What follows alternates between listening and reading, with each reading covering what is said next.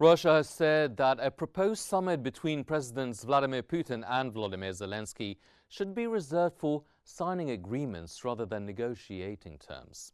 Vladimir Medinsky, head of Russia's delegation at peace talks with Ukraine, emphasized that the details of any deal must be finalized beforehand, adding there is no need for the leaders to discuss all of this all over again.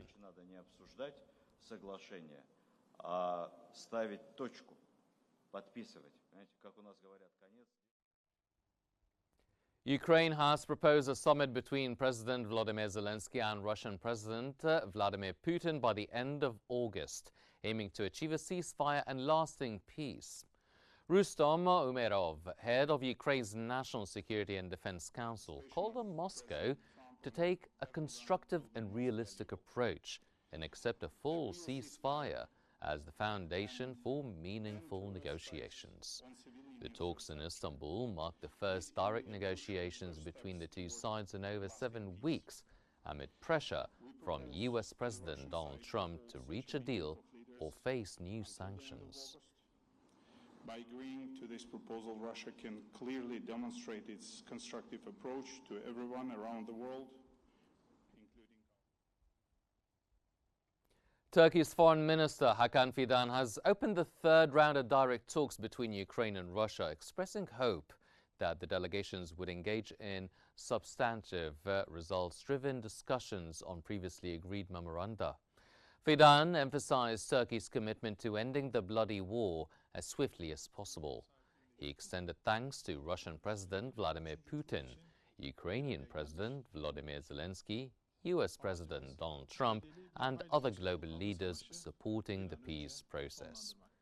The ultimate goal is, of course, a ceasefire that will pave the way for peace, Fidan said. He added that Turkey stands ready to support the process and has the necessary infrastructure to monitor a ceasefire should an agreement be reached.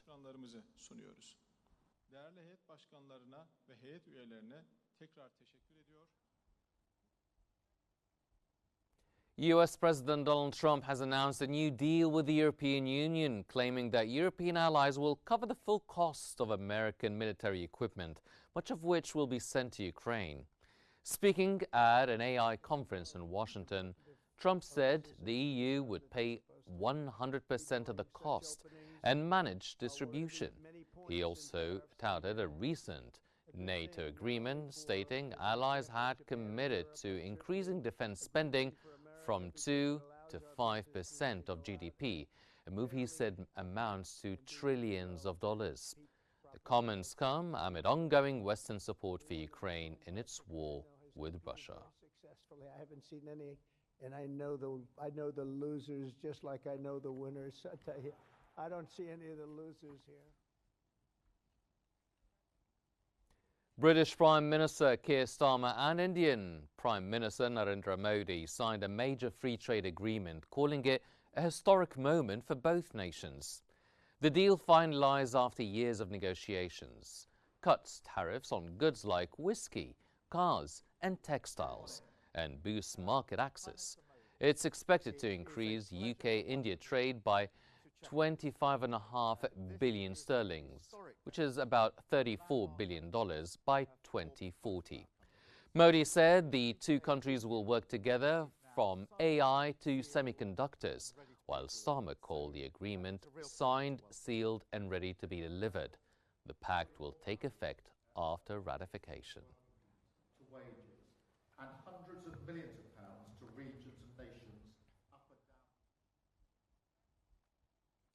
Russian Foreign Ministry spokeswoman Maria Zakharova has criticized what she called German Chancellor Friedrich Merz's increasingly militant rhetoric and the forced militarization of Germany, calling it a worrying development for both Russia and German citizens. Although diplomatic channels between Russia and Germany remain open, the Russian Foreign Ministry expressed concern over what it sees as a steady rise in anti-Russian rhetoric from German Chancellor Friedrich Merz. Spokeswoman Maria Zakharova said Berlin's current approach risks further escalating tensions between the two countries. их запросу, если в этом есть какое-то практическое. U.S. President Donald Trump is set to announce a comprehensive new plan to strengthen the United States' position in artificial intelligence during the the AI race summit this afternoon. White House Press Secretary Caroline Leavitt said Trump considers U.S. leadership in AI non-negotiable and that the plan aims to sustain America's global dominance in the field. The strategy focuses on securing national security, boosting economic growth, and maintaining technological superiority.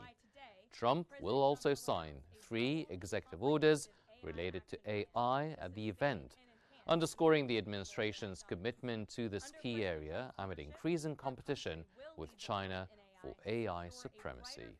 For all Americans, massively grow our economy and protect our national security. The president will also sign 3 executive orders at the event this afternoon.